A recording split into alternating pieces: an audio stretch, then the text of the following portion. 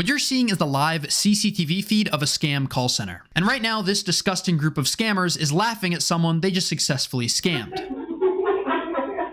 And later, the only one laughing is going to be me when I tell the entire office of scammers their real names. But before I do, let me first explain how I tracked these scammers down and found all of their personal information. If you've ever tried to get your computer fixed, there's a good chance you've heard of Geek Squad. They're a massive company that fixes pretty much anything computer related, and undoubtedly there's going to be a ton of people looking them up on Google. But scammers have caught on to this, so you won't even get the real website as the first result. Instead, you'll get a bunch of ads for similar looking companies, most of which are scams. But the average person doesn't notice these things. They just want a number they can call to get their problem solved. What they don't know is the people they're calling aren't computer experts, but rather a bunch of scammers from India. But I'll seek these numbers out and purposefully call them, because as a part of the scam, they'll have their victims download remote access software, and I can take advantage of this to reverse the connection and gain access to their computers. So how do I get my Gmail fixed? Because we have to put some securities on your computer system to remove the hackers and the Trojan. Right now, the scammer has connected to me, but I've also connected to him, and I'm watching his computer screen as he attempts to run his scam. It's a Trojan.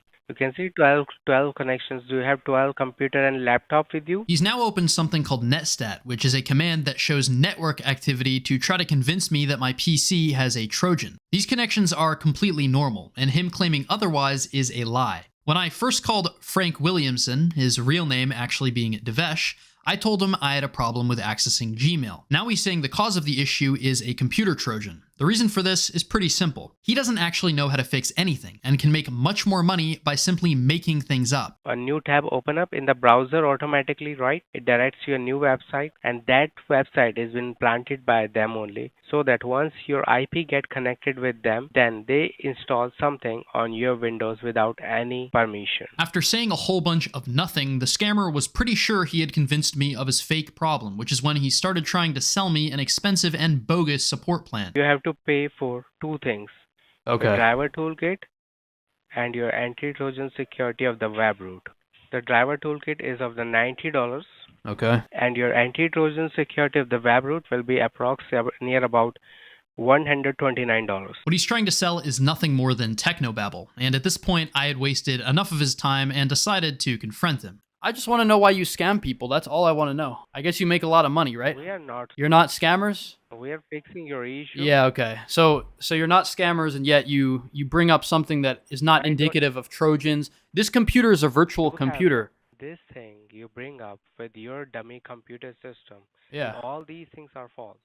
So you are a scammer, not Oh, me. so I'm a scammer. Okay, so we are fixing the people. Okay, yeah. While he was accusing me of being a scammer, I was quietly scanning his PC's network when I discovered that unusually this group had installed CCTV. The reason I say this is unusual is because the majority of call centers that I've come across with video surveillance tend to be fairly large, with at least 30 to 40 employees, like in this one or in this one. That's why I was quite surprised to find that this office only had 6 to 7 people at any given time in a relatively small room. Either way, these cameras gave me insight into the day-to-day lives of these scammers, and many times I spotted them eating and socializing just like in any normal job.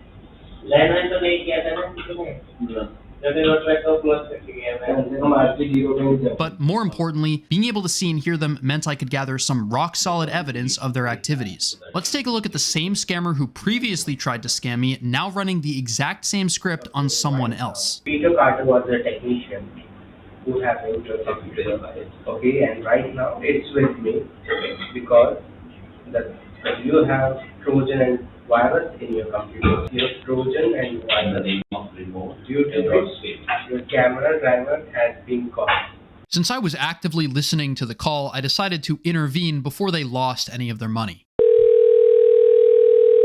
Hello? Yeah, hi, is this Robert? Yes. I'm calling you because I believe that you were contacting people from a technical support company. Yes. Yeah, I want to let you know that those people are scammers. Jesus Christ Almighty. Yes. What they do is, I don't know exactly how you got your number. I assume you looked up tech support on Google. Is that how you got the number initially that you called? Best Buy, from Geek Squad. Right, so you looked up Geek Squad on Google? Because those guys are not Geek Squad. Thankfully, I was able to successfully warn him, but there were many more people who had previously been scammed before I had a chance to intervene. This was evident from the many pictures I downloaded from the scammers' computers showing payments made via credit card and check for some pretty hefty amounts. Anywhere from $55 to $1,200 or even $1,500 had been paid for nothing. One picture I found that really highlights how disgusting these scammers really are is this one, where they force an elderly looking man to hold up a check, just more proof these scammers don't have even an ounce of remorse. Regardless of age, they don't care. That's why I wanted to identify not just the heartless scammers in India, but also the people facilitating the laundering of money. Because processing checks internationally is far more difficult and could arouse suspicion, the scammers will instead have their victims make them payable to shell companies in the United States. There were many such companies involved in this scheme, and I've blurred their names because I've reported all of them to US federal authorities where they're actively being investigated. I can't show you their names, but what I can show you is a phone call with the owners of one of these companies. Rather than keeping my own team, I outsource the team. You outsource it. So there is different companies. I won't bore you with the rest of the call, but her claim that she outsources is true to the extent that all the people she works with are scammers. A Google search reveals that her company was involved with another type of scam, the Roku support scam, proven by this review from 3 years ago. But remarkably, the group I'm investigating were stupid enough to not just use US companies, but their real Indian ones to process credit cards. There were 2 directors who ran the main business, Geek Care Online, and these were Jagpal and Praful.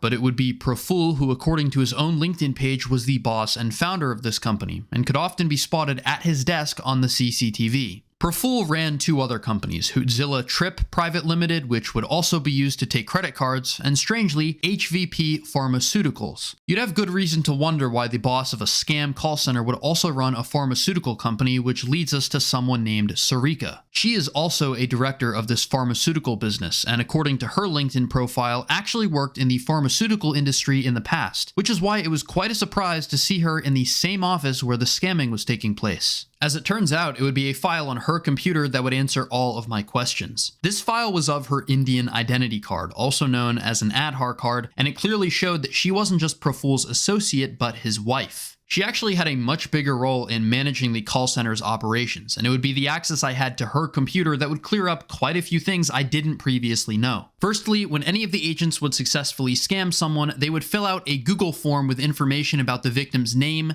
email address, mode of payment, and amount scammed. Sarika had access to the responses of this form as a spreadsheet, and it gave me a much deeper look into the number of people and amount of money they had managed to defraud. These scammers had managed to scam a little over 1,500 people, and had made a whopping $569,000 in the span of only 15 months, which are actually very impressive numbers for a center of their size. Sarika was also in charge of managing the Google AdWords account, which was very interesting to me because AdWords is a service that allows people to pay for an advertisement for their website to show up at the top of Google. We can see that this specific AdWords campaign is targeting the term Geek Squad. In the past month, the ad has been shown to around 9,000 people, and the majority of these people, not surprisingly, are 65 or older. Every month, they will pay anywhere from $2,800 to $9,000, and this may seem like a lot of money just for advertising, but a better way to frame it is the return on investment. Since they have generated $569,000 in revenue in only 15 months, this means that they will make approximately $38,000 per month. By taking this figure and subtracting the average advertising cost, then dividing by the advertising cost, and finally multiplying by 100, we get a quite substantial 645% return. These types of returns are really only possible if you're running a scam operation, but also if you're scamming the very people who work for you. Sarika sent all the employees this email stating the incentive plan for the month of August 2023. For every $500 they scam, they will get 250 rupees. A currency conversion shows that 250 rupees is only equivalent to $3, which means the employees will make less than 1% of what they're stealing. And this is fairly typical behavior. The bosses will take 99% of whatever the workers make, leaving them with pretty much nothing. And all of this gave me a pretty good look into the scammer's finances, but there was still a question lingering in the back of my mind. Where were the scammers actually located? This may seem easy to answer, but it turned out to be quite a bit more complicated than I initially expected. The first thing I did was look at the addresses the Indian-based companies were registered to, but immediately there were inconsistencies. The IP address of the scammers indicated Noida, while the business address indicated Faridabad. Noida and Faridabad are relatively close to each other and are both located in what is called the Delhi New Capital region, but are distinctly different cities. And even if we ignore this, a quick survey of Google Street View shows that none of the buildings in Surya-Nagar are any taller than 2 or 3 stories high. This is in stark contrast to the scammer's office, which appears to be reasonably elevated based on a window that is occasionally made visible. This was pretty much a dead end, so I decided to take a look at their computers, but this didn't prove very helpful either. None of the files on any of the PCs had any mention of what building they might be in, and even worse, none of the computers had wireless cards. Normally, getting the location would be as simple as getting the names and signal strengths of the surrounding Wi-Fi networks and using public databases to triangulate their position. But because there was no Wi-Fi capability, this was rendered impossible. And at this point, I was completely out of ideas and frankly ready to give up, when by complete accident, I got exactly what I needed. In addition to the inside cameras, the office also had an outside view of the hallway leading up to the door of their room. And it was when I was looking through old recordings of this camera angle that I stumbled across this footage of a cleaner opening the door to an adjacent office. Now, I had never seen this door open, and though it appeared that there was something written on it, the camera was too sharply angled to provide anything intelligible of value. However, once the door was opened, it provided me with this still frame of inverted text. By flipping this image horizontally, it shows us the name and logo of a business, Story Design. This is a fully legitimate product design agency, and because they only operate in the Indian daytime, likely had no idea they were next to an office full of scammers. But it was the address of this business that I really cared about. And this address pointed me to a shared office space called the KLJ Noida 1. This is a set of 3 buildings, Tower A, B, and C, and it would be in Tower C that the address would indicate the scammers would be situated. But I wanted to confirm this, and it again would be the outside window that would help me to do so. In front of the window was a tall building, and to the right of it, a much shorter and smaller one. We can see this exact same structure to the right, or in the case of the scammer's orientation, the front of Tower C, as indicated by satellite imagery. So we know exactly what building the scammers are in, but what about their room? Story Design's address also had the room number, 921, meaning that through an educated guess, the scammers would either be in room 920 or 922. But I wouldn't even have to guess, because the owners of the KLJ Noida 1 very kindly provided floor plans on their website. And with this floor plan, it became very obvious that the scammers were in room 922. As clearly shown on the floor plan, Story Design was in room 921, at the end of this corridor, while the scammers were relative to the camera on the left-hand side in room 922. And if all this evidence still wasn't enough, a friend of mine, Neep Scambates, was actually in India at around the same time as my investigation, and he very bravely went to their physical location and took this first-person video. It's the entrance of the tower. So the call center is over there, and then to the left, basically in this room, then there's like one more room. Then we have like elevators which are going to different floors. And this is 922. Let's say like one laptop is there.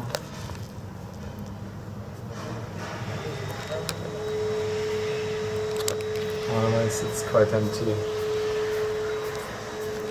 So hello. So it's, I guess it's this one, because like nobody's there. Like then yeah, probably it's this one. So here's like more, but like this is not the one, I guess. Like proper offices. Like I send my friend if it's the right location, you know.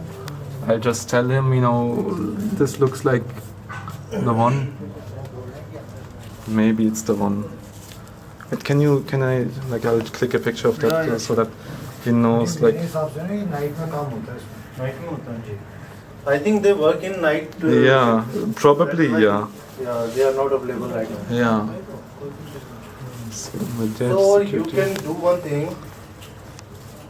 You can contact someone. Do you have any contact number? Contact details? From them, not no. No. No contact number. They work in dark mode, now. Like they will not give any contact number. Again, huge shout out to my friend Neep for physically going to their building, and my friend Nanobator for helping out with the investigation. And at this point, I had gathered pretty much all the evidence I needed. I had their exact location, the names of the bosses and the employees, the money mules they would use to launder money, and their companies that were based in India. Instead of idly observing them, it was now time to engage in sabotage. The first thing I did was send a lengthy email to past victims letting them know that they had been scammed and what steps they needed to take to get their money back. And although I didn't get many responses because most people simply don't check their email, there was one response in particular that definitely stood out to me. The reply was from a lady in her 70s who explained that she was going through a difficult time due to her husband passing away, which made it easier for the scammers to take advantage of her. Thankfully, because of my email, she was able to contact her bank, make a dispute, and get her money back. And although there was ultimately a happy ending, it still angered me to hear that they were taking advantage of somebody in such a vulnerable position. But it also made me realize that it wasn't enough to try to save people from scams that had already happened. I needed a way to effectively stop them from occurring in the first place. And in this case, I decided that the most effective thing to do was a call flooding attack. This involves sending dozens of automated phone calls every single second directly to the scammer's phone system, which will overload all their available phone lines and make it impossible for anyone else to reach them. As long as I'm flooding them, every time the scammers pick up the phone, instead of being greeted with a real person, they'll instead have their ears blasted with an extremely loud screaming noise that will not only annoy them, but hopefully make them reconsider their life choices. 1, 2, 3. It started.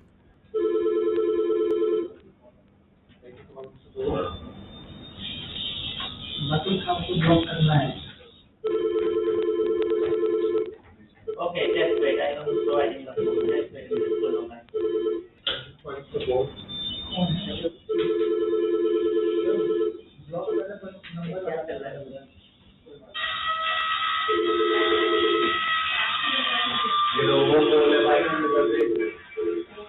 I would continue to flood them for quite a while, but at some point the scammers realized that trying to fight the flooding was completely useless, so they just turned off their phone number and instead focused on people who they were already in a call with. But I wasn't going to let the scammers get off that easily, so I started to boot offline their internet connection, which not only disconnected their phone calls, but also the remote sessions they had established with their victims.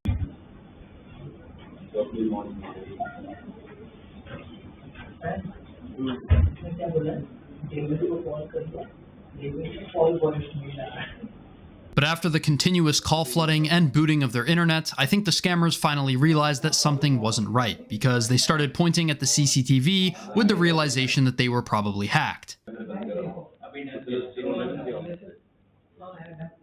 And the next day, unsurprisingly, they disconnected all of their cameras and never reconnected them. But the scammers forgot about one critical thing: their computers. And since I had pretty much done everything I could do, I decided it was finally time to confront these scammers by telling them their real names and all their information. Calling support, how may I help you? Yeah, who am I talking to? Is this David from Geek? It's David. Are you sure your name's David? Yeah. Your name is David. Because I'm 90% sure that your name is not David. In fact, I know it's not David. May I know what is your concern, sir? Yeah, your name's Sindhu, and I know everything that you've been up to. May I know what is your concern? Yeah, my concern is that you're in a scam call center, Sindhu. So let me ask you a few questions. Firstly, how did you join this scam call center? And how much do you get paid? Thanks for holding the line. Yeah, who am hi. I speaking to? Who's this? This is Edward. Yeah, I'd like to Yes? speak to Praful, please. I believe I was just speaking to Sindhu. Who are you? Who am I? I'm somebody who's been investigating your scam call center, and I want to ask some questions. I'm gonna be real with you, okay? I know everybody in your office. I know Shashi, Sindhu, Sparsh, Devesh, everybody in your office, okay? I know Praful, Sarika. I know you're in the Noida 1 building. I know the room that you're in. So just give it to Praful, because you're not going to be able to answer any of the questions I'm going to ask. No, you are not calling at the right place, I'm not? I think. I'm not calling at the right place? So do you know what the KLJ Noida 1 building is? Do you know Unit 922? You ever heard of that? No. You've never heard of Unit 922 before? No, sir. Really? Right now you are connected with the call. Yeah. So you've never heard of Unit 922, and you've never heard of Story Design. You know, we sent somebody up to your building. You know that, right? Somebody took photos of your office. I think you know what Unit 922 is. And after this, they hung up the phone, but I was still able to capture this audio of their reactions to finding out that they've been hacked. Can I speak to Praful Sarkar? Okay. Sindhu ने बताया कि मैं David बोल रहा हूँ तो कहता तुम नहीं तुम सिंधु सर वही आया है, बाकी आपका नाम जानता है, बोला सीधा 922 नंबर से आप लोग यूनिटी 1 से बात कराओगे, तो फोन से बात कर लीजिए। बोला I don't know who you are. I don't know whom you are talking about, but let's If you go. need to talk to us, you can come and meet us directly. हाँ last time मैं ये बताने वाला था कि बाहर से किसी से मेरे को पता लगा था कि कोई यहाँ पे आके फोटो खींचे गया था, तो मुझे यही कस्टमर लग रहा है। It seems like this group of scammers were pretty shaken by what I said. If you enjoy the investigations, consider liking and subscribing and watching another video where I destroy more scammers. Thanks for watching and have a good day.